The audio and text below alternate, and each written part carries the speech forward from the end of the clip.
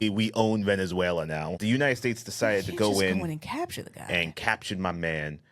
Took his oil like they took some kid's lunchbox, or hung took his sneakers and hung them up from the cable wire from the electrical wires in the neighborhood. That's what I heard. Is it really? I just thought they just took homeboy sneakers. That's what I used to know. It might be that. That's what I heard once. I could be wrong.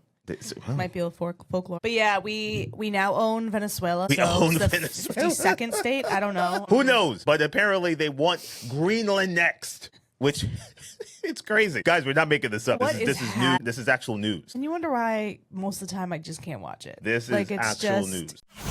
Live from Factory Underground Radio, it's Strictly Adapted with Quixote and Kate. You're on. Hey, good morning. Welcome to the show. Welcome to Strictly Adapted. Here at Factory Underground Radio. Another Saturday morning, y'all. Another weekend. We made it. Barely.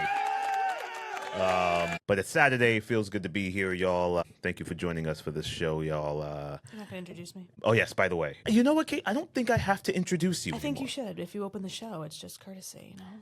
I guess. Well, introducing the one, the only, the great, she made me say this, the producer herself. Thank you. The great Kate. Thank you. Kate. Can you just Goldilocks the buttons over there? Like I need it just right. When you say Goldilocks, I don't need it too high. I don't need it too low. I need it in the middle. Now, when you say Goldilocks, what does that mean? What do you mean by Goldilocks? You know the story Goldilocks, right? Where she was like, she didn't want the porridge too hot and she didn't want the porridge too low, too cold. She wanted the porridge just right. So that's what you meant by Goldilocks? Yeah, and I thought it was brilliantly clever. How am I supposed to know what that meant? But you know what the story of Goldilocks means. You don't understand Barely. That reference? I was 2 years old when I probably Goldilocks listened to is a tale as old as time. Yeah, that is okay. Not a heck of a news circuit, or since we last met last Saturday. It's been tough out there, man. 2026. You know, 1 year I would like it to just really start off slow. I don't understand here. I don't get what's happening. Well, Kate, it started off hot. Apparently we own Venezuela now. Who knows? It's getting crazy out here in these streets. And then, it's 1 year since the LA fires, man. Wow. 1 year since the LA God, that's wreaked havoc. The year has flown by. I just can't believe it. We hit 2026 and we're like, God, wait, it's a year of this, it's a year of that, the year of you forget that the fires were in January of 25. Now I wonder, we don't live in California. We don't know much about what's happening there in terms of rebuild and, people's homes or the aftermath. We only see we only hear about what we see or listen to on the radio or news, whatever. But I just wonder how those people are recouping. A lot of people lost everything. Are here to give you the couples topic of the week. You can't do two. We're not French. 2 kisses. No. The couples topic of the week this week, y'all. And I think every married couple has this issue or has this conversation. Are there roles in marriage still? But I think it's really what you determine to be for your marriage, set the tone for your marriage. I personally believe in interdependent marriages and relationships. I think both people need to pull their weight, not only financially, and also things happen, right? You're not always going to have a job, or there might be situations where you're struggling either with your mental health or stuff like that. But that's where the other person lifts you up and supports you. But in terms of roles, what people are responsible for, it takes two. It takes two to run a household. We both live here, right? So I don't think there should be heavier weight on one person to clean or to make food. Now, if one person really is not good at something, that's different. I will tell you this. Coyote knows how to clean the heck out of a bathroom. Give it up for me. I'll tell you that. Give it up for me. And I don't know. I just think of it. I don't think that there should be rules in a marriage. We're both two people that are coming together. Now, I think also generational things and cultural things have a lot to do with that. Okay, that's you know, fair. my dad owned his own business. He had a lot more flexibility than my mom. So my dad, you know, dropped me off to school, picked me up. He worked locally. He worked out of our house in the very early years of his business. My mom worked in the city. So she went to work. She commuted to work. But my mom came home. She cooked dinner. My dad did not cook. And you know what? I'm okay with that because That's a my good dad thing. would have killed us all by food poisoning. I Yes, love him yes, so yes. much. If you're listening, Robert Knowles, you're a great dad. But he would have. But so that's what I'm saying. There are things that some people just don't or can't do well. Definitively have roles assigned. I don't really believe in that. But and that's not saying that I don't think that there are things that I'm good at or better at than Coyote and vice versa. But yeah, I think you know what, I do agree with you, Kate, on a bunch of stuff you did say. Oh, thank you. But I will say I'll take it. there are certain things like you did mention that I'm better than you at, and you're better than me at. Like, okay, laundry. I can't mess with the laundry. Oh, you know what? Don't touch it. I can't mess with I the love laundry, you so son. much. I'm so glad that The you've laundry tried. is my Achilles heel. I can't, for some reason, master it. I just throw stuff in a bin. I put the sauce over the clothes, and that's it. Press start.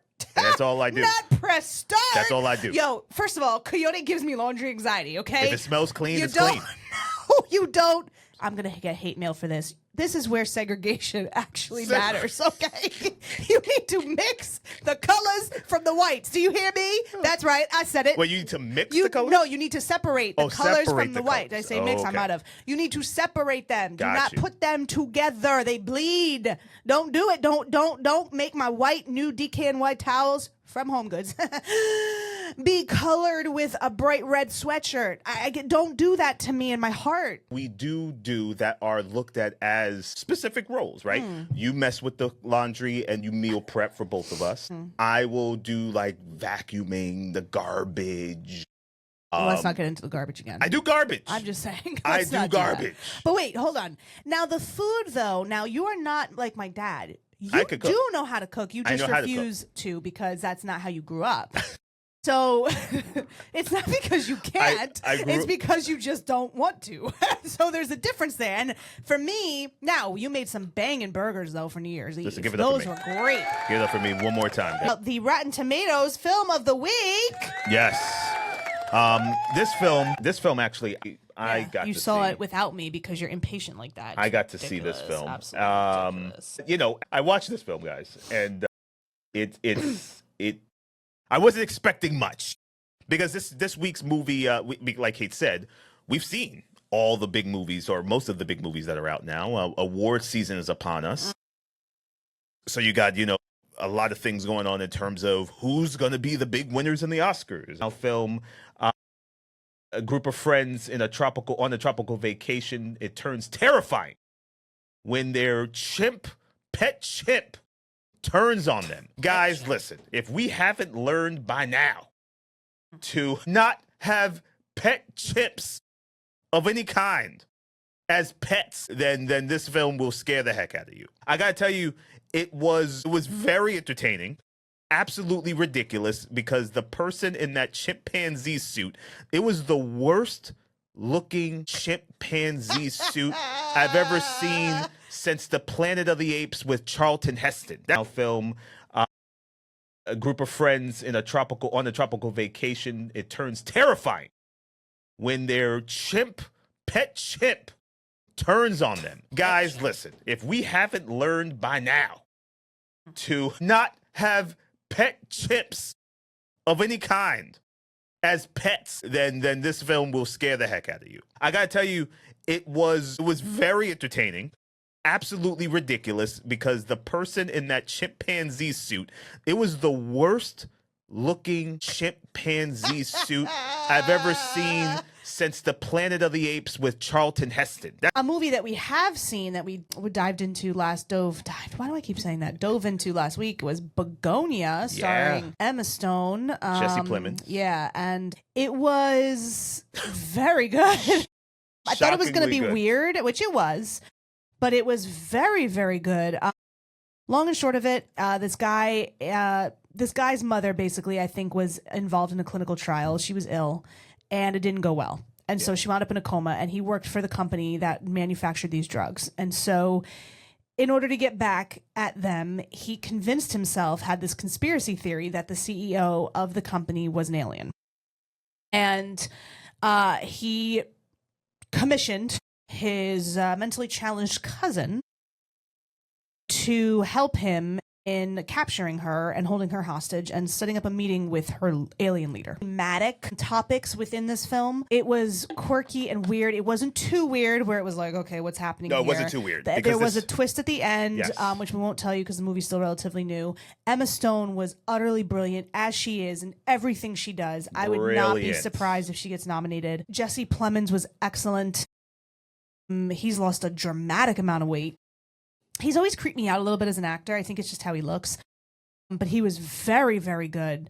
It was just a very all-around good movie. There was a lot of themes about, leadership, government, women in power. How men seem to be threatened by that. Yep. Yeah. It was very, very, And it's very well interesting done. because I think also the reason why he kept calling her an alien was with the so women in mad. power thing is that It's foreign. it's foreign to Right. men to see that, like Right. how influential Mhm. a woman could be in that Yeah. stage of her career. You supporting Scriptly Adapted. Take a look at our website, Instagram, like some of those videos, those shorts that we be putting out, man.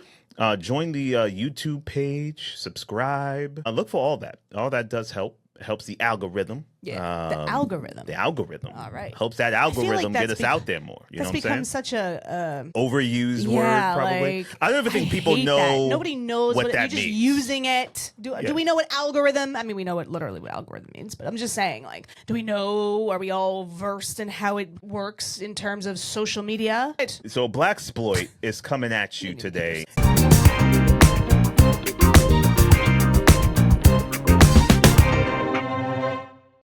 The Great Show, the Cosby Show spinoff, A Different World. Give it up. Now, we got into a little bit of the general, a little bit about The Different World as a show, right? Who was running it, Cosby Show spinoff. It was really supposed to be about a white student's perspective in a black school, and hence why Marissa Tomei was in the first season. And to be fair to Marissa, it sort of worked, right? Like it was okay. I wasn't mad at Marissa. They felt I liked Marissa it. Tomei was a perfect role because she was from Brooklyn. She had this swag about her, like she could fit in and all this stuff, and it worked. Now, could that have sustained the show with her being the focal point? No. I think that thing would have gotten canceled quick. Yeah. So it was a good move to switch over to Denise. Great Debbie Allen was the driving force behind the creative for this show. She took over a little while after because producers and network executives, A, didn't get it, obviously. B, thought that the show wasn't funny, right? Is this supposed to be a comedy? Is this supposed to be humorous? Because it's not funny. It's kind of boring and it's kind of dull. So here comes in the great Debbie Allen to revamp and bring stories to life that were not only relevant in the times, but also relevant for these Black actors who probably some of them definitely experienced in their schooling or in life, and to bring these topics to the screen. Today, I want to bring you the greatest characters of the show. Oh, I love this. Now, Yay. there's 8 of them. I'm not going to go through each one, but I have some of my favorites here. We can't, and in no particular order, but we cannot talk about A Different World without talking about the one and the only Kadeem Hardison as Dwayne Wayne. Now, Kadeem Hardison, no brainer. It was him. It was 1A, Kadeem Hardison, Jasmine Guy, like 1B. Like that was the show after the first couple of seasons. Today, I want to bring you the greatest characters of the show. Oh, I love this. Now, Yay. there's 8 of them. I'm not going to go through each one, but I have some of my favorites here.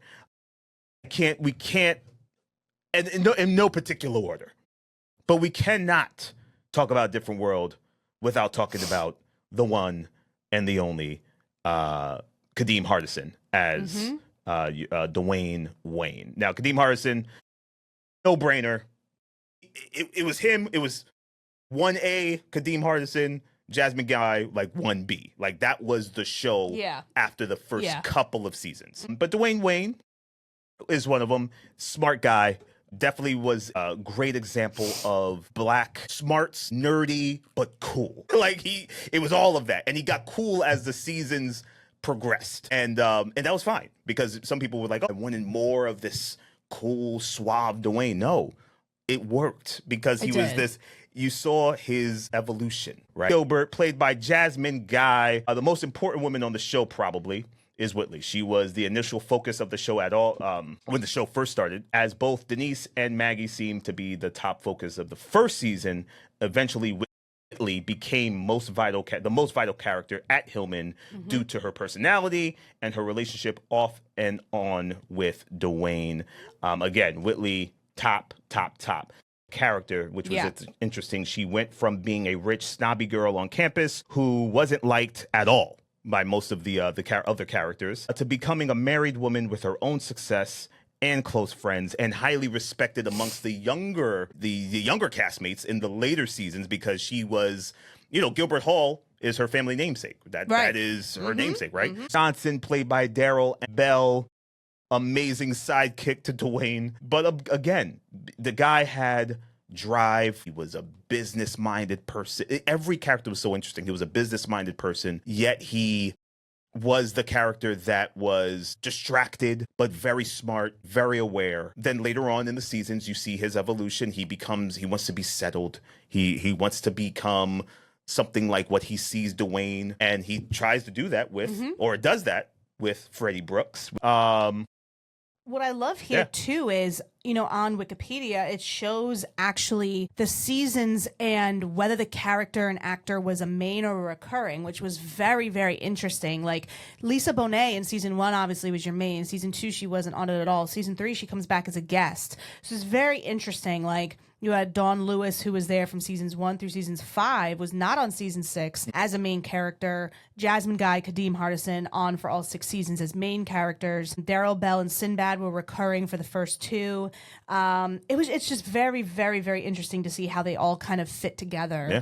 And that also is an intricate dance too, right? And I think you have to really piece that together carefully to carry the show and to be as successful as it was. Now, that's very interesting because Kimberly Reese, played by Charnel Brown, she was the example of your typical perfect student. She was intelligent, strong, wise, hardworking, willing to go out and make things happen for herself at all costs. She was studying to become a doctor. She was the person who had her head on straight with her future. A lot of interesting, but in the very first beginning of the seasons, she was also the first one to have and they wrote this in, a pregnant scare. Yeah, I was going to say, didn't right?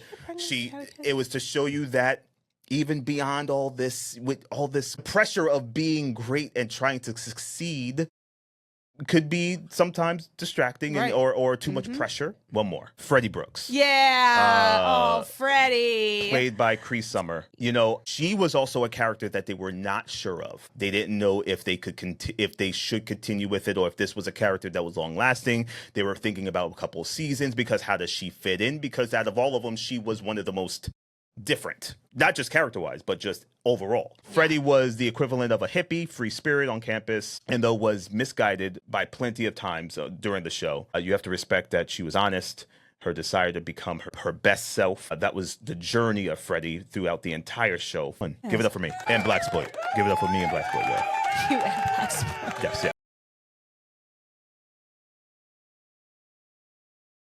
Oh, yes, so your Legends and Icons. Not my Legends and Icons. Yes, Legends and Icons. The industry's, I'm sorry. The industry's Legends and Icons. We are talking about the great James Cameron.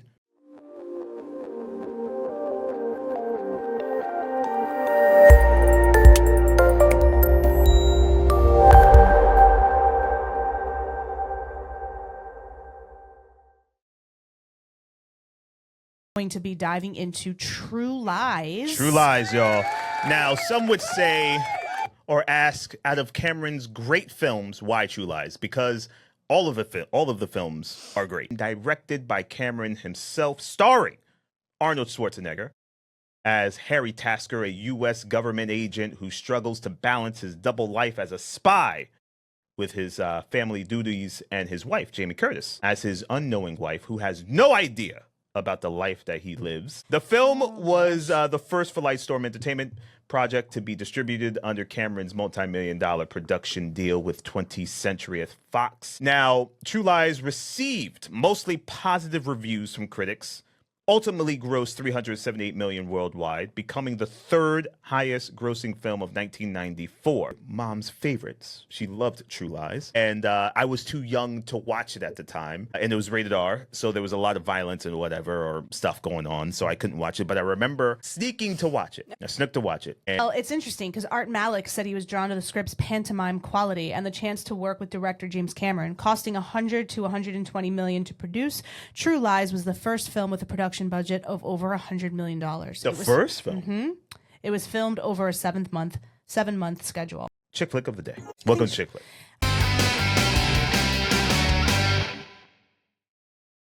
Here we go. When Harry Met Sally. This is a classic, Kate. Honestly, Good choice. Good choice. Thank you. I don't even know how I'm going to do this justice. This is like how I feel about this is like how you feel about A Different World for your segment. Like I am just over the moon. Anyway, so also I thought it was fitting due to the industry's loss currently of Rob Reiner, who directed this film. And it was written by Nora Ephron, who is like the queen of rom-coms, starring none other than comedy legend Billy Crystal, Meg Ryan, Carrie Fisher, and Bruno Kirby.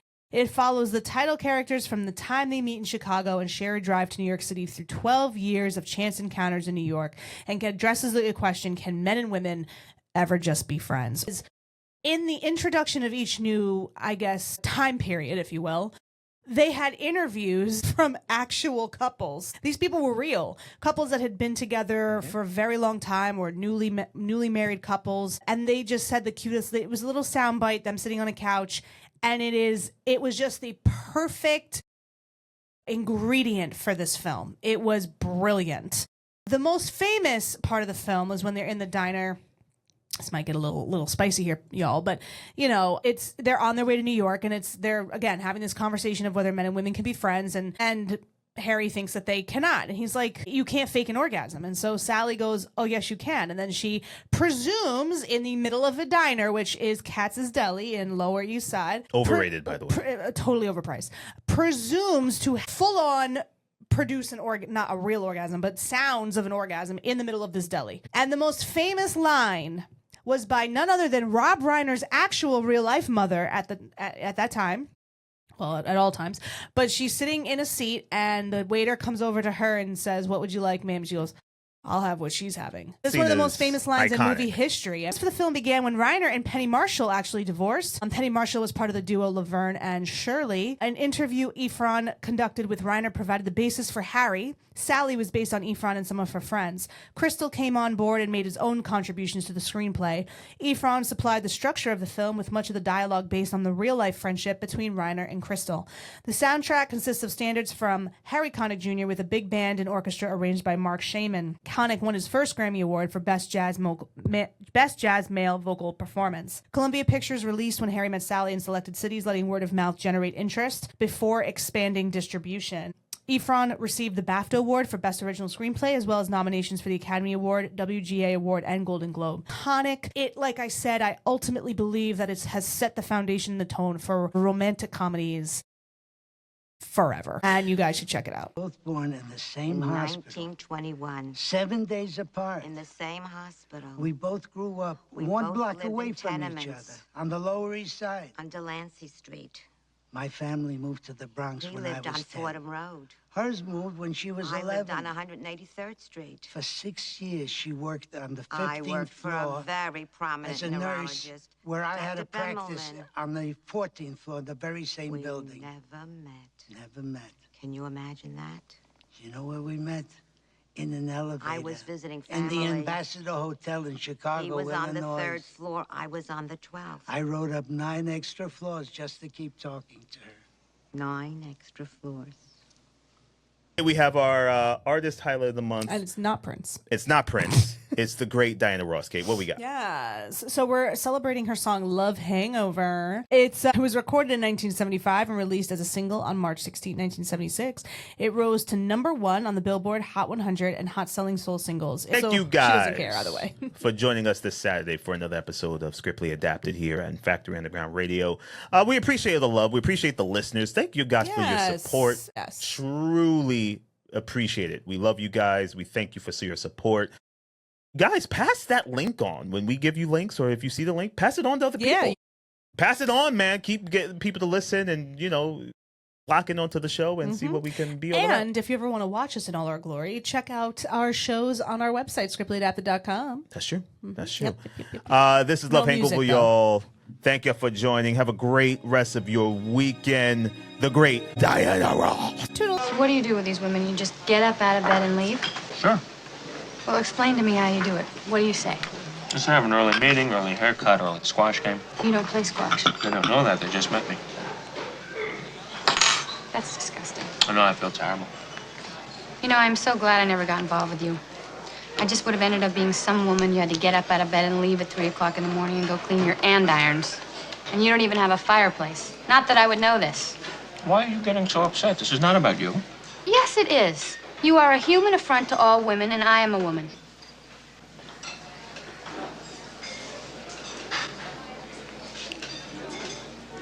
I'll have what she's having. You're just listening to Scriptly Adapted on Factory Underground Radio and Live 365. Follow us on Instagram, Facebook, and YouTube at Scriptly Adapted.